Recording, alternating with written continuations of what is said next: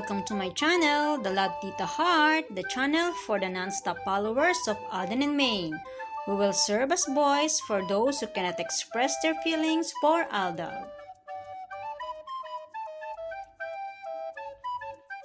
Kamusta po kayo mga ka-non-stop? Good day po sa inyong lahat. Bago po tayo tumungo sa kaganapan kay Alden and Maine, please subscribe and hit the notification bell para ma-notify po kayo sa mga bagong video na i-upload ko.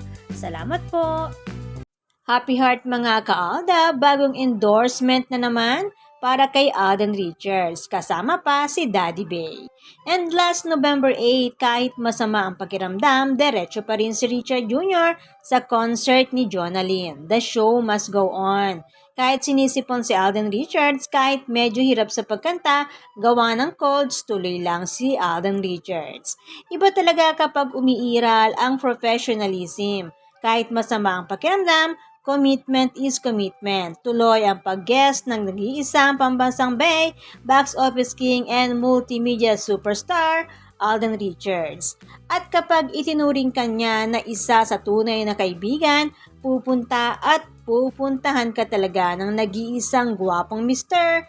ni Mrs. Nicomane Fokerson, Mr. Richard Fokerson Jr. Favorite pa naman ni Richard Jr. ang inawit nila ni Jonalyn, ang Kung Hindi Rin Lang Ikaw. Tandaan niyo po ba? Ito yung inawit ni Alden kay Maine while post a break ang Eat Bulaga. Tatlo silang kumakanta. Pero biglang bumaba si Paolo para sa dalawa. Todo bigay pa ang pagkanta ni Richard Jr. habang nakaharap sa kanyang asawa na tila ba hinaharana niya si Nicomane. Panahon ito ng pandemic kaya naman 5 lang silang host ng panahon na yon. Jowa Pao and Meng Den. At sa mga nagdaang anniversary in showbiz ni Alden, lagi niyang inaawit ang Kung Di Rin Lang Ikaw. Tandaan niyo po ba? Yung first virtual reality concert nang kinakanta niya ang awiting ito, mga larawan nila ni Nicomane ang ipinapakita sa monitor or sa background. Tandaan niyo po ba? Nang panahon ng pandemic, lumitaw at ipinakita talaga nila Richard Jr. and Nicomane Fokerson ang pagiging mag-asawa nila year 2020 and 2021 sa Itbulaga. Maraming pagkakataon, nasa studio man o nasa bahay. Tandaan niyo po ba yung Daddy Put Me na boses ng isang baby boy na biglang nataranta si Maine? Ang sabi niya, wait lang guys, na ika nga ay boses ni Baby Toyo or Baby Seb. At si Arya naman biglang tinakpan ni Maine ang bibig dahil biglang tinawag nito si Alden at sinabing, Alden come! Sa bahay mismo yon ng mga Mendoza sa panahon ng pandemic habang naka-livestream si Maine at kausap naman si Raisa May sa kabilang livestream. At natawa naman si Raisa May sa pagtawag ni Arya kay Alden. Patunay na tumira si Richard Jr. and Nicomane sa mansyon ng mga Mendoza sa panahon ng pandemic. Tandaan niyo po ba? For sure marami nakapanood nito dahil panahon ito ng lockdown at nasa bahay lang ang mga tao. Sa studio naman, habang nasa split screen, sabi ni Bossing, matagal na ngang kasal at 2 na ngang anak. Sumagot si Alden na nasa studio ng yes bossing. Very proud sa pagsagot si Richard Jr. noong panahon na yon. May nagtanong naman kay Maine, kamusta ka na? Ang sagot ni Maine, I'm tied. Sabay pakita ng wedding ring nila ni Richard Jr. Sa panahon na ito, maraming pagkakataon na isinusuot ni Maine ang mga singsing na bigay sa kanya ni Richard Jr. Gayon din ang wedding ring nila. Kaya naman pagmasdan pong mabuti ang wedding ring na ito na suot ni Maine sa panahon ng pandemic. At pagmasdan naman pong mabuti ang suot na wedding ring ni Richard Jr. Nito lang last March 21, 2025 sa body of work ng bench. Isinom ko po para mas makita po ninyo ang another set ng kanilang wedding ring. para mas kita po ang ebidensya, bukod po sa singsing na lagi nilang ipinapakita nung unang kasal nila. Ito po yung another set of wedding ring nila dahil ika nga po 3 times nang ikinasal si Nico Main and Richard Fockerson Jr. Ang linaw di po ba? Syempre kapag wedding ring pareho, katulad po nito. Kaya nga po ang sigaw ng fandom ng Aldab Nation and True-Blooded Aldab Nation, matagal ng Panalo Nation. Nakita naman po sa mga ebidensyang ipinapakita rin naman ng mag-asawa. At sa event naman po ng Aldab Nation, opo, sa December 16, 2025 nga po, ang bagong date ng event. Announcement with weather problem, our event on November 8, 2025 is moved to December 16, 2025. Aristocrat Restaurant, 432 San Andres Cest Corner, Rojas Boulevard, Manila, 1004. Galing po sa pamunuan ng Aldab Nation. Enjoy and good luck po sa event. God bless po. Samantala, pagkatapos mag-guest ni Alden Richards sa concert ni Jonalyn kinabukasan November 9, tungo naman si Alden Richards sa OWA Hong Kong. Kaya pala may caption si Laysam, no tulog, more gising. Dahil after mapuyat sa concert, sa OWA Hong Kong naman ang ganap ni Richard Jr. bilang si Richard Jr. ang bagong Global OWA Ambassador. Sa pagtungo niya doon, hindi magkamayaw sa katitili at sobrang saya ng ating mga OFW kababayan natin sa Hong Kong. Ang karamihan sa kanilang sinasabi or isinisigaw, ang pogi, ang guwapo sa personal ni Alden.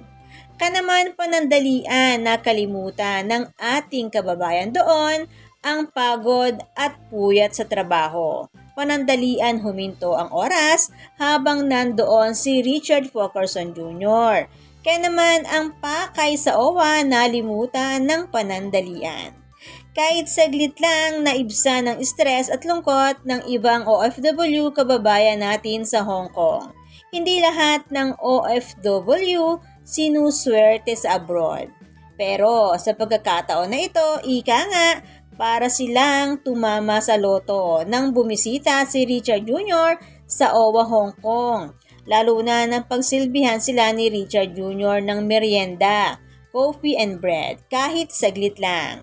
At ngayon, si Richard Fockerson Jr. serve as new Global OWA Ambassador sa lahat ng OFW na miyembro ng OWA or Overseas Workers Welfare Administration. Sabi nga ni Admin P. Kaunan ng OWA Hong Kong, volunteered ang pagsisilbi ni Alden bilang ambassador. Kaya naman libre or walang bayad ang serbisyo ni Richard Jr. na siya naman talaga na nais niya ang paglilingkod ng libre para sa mga OFWs saan man sulok ng daigdig. At November 11, 2025, nag-umpisa na, the journey continues and you are part of it. Inilabas na ng Myriad Corporation. Available na ang ticket para sa fan meet ng Moving Forward ni Alden Richards. Kasama na rin ang seat chart para makapamili po kayo ng pwesto or upuan. Sabi nga ni Alden Richards, tickets are out now. Join me as I celebrate 15 years of gratitude and appreciation. Ika nga, pasasalamat at pagpapahalaga para sa mga supporters niya ang Moving Forward concert na ito ni Alden Richards. Kaya abangan natin kung ano man ang mga magiging surprises niya sa mga fans.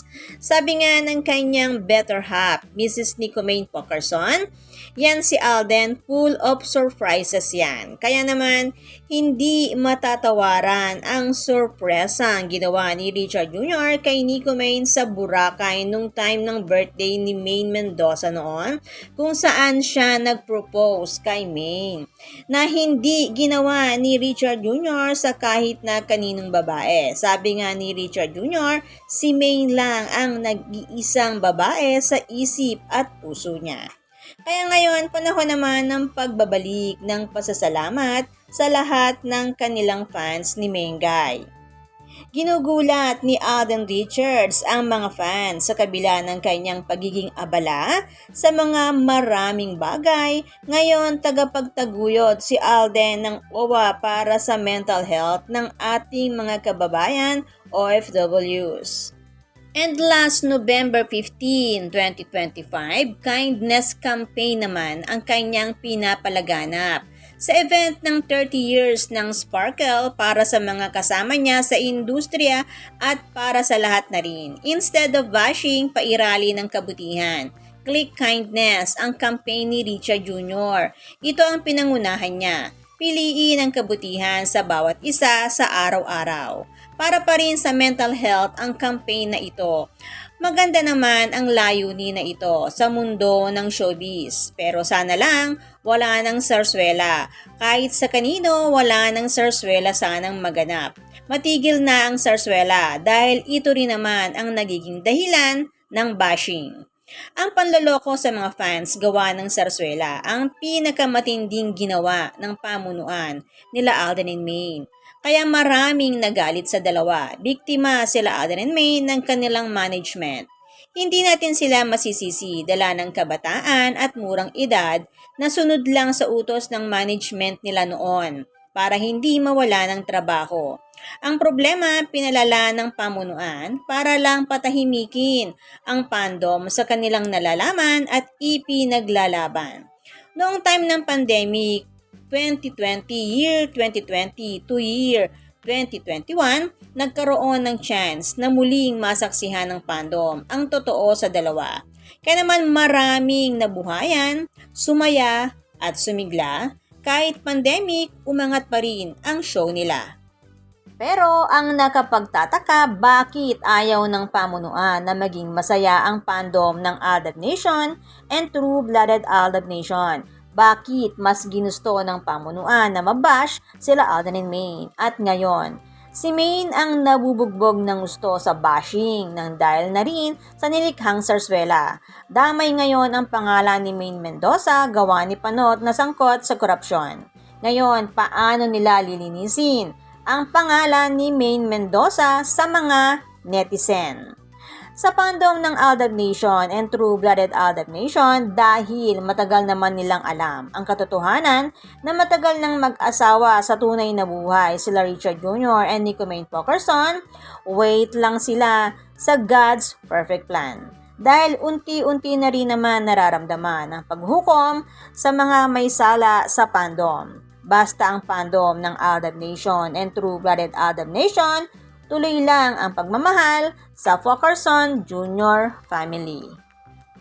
Kaya naman, good vibes lang po tayo magka-non-stop. Salamat po sa lahat na nag-comments at sa lahat po ng buong pusong nagmamahal at sumusuporta kay Alden and Maine. Salamat po sa lahat ng subscribers. Shout out po sa inyong lahat. Thanks and God bless everyone! Salamat po sa lahat na comment. Shout out po sa inyong lahat. Sorry po, hindi ko na po kayo iisa-isahin. Sobrang dami po ninyo. Patunay lamang po ito na talagang lumalakas lalo at sumisigla ang buong fandom sa ganitong pagkakataon. Salamat po sa inyong lahat. Aldab lang ang malakas. Hangad ko po ang magandang kalusugan para po sa inyong lahat. Salamat po Aldab Nation and True-Blooded Aldab Nation. Thanks, stay safe, and God bless everyone!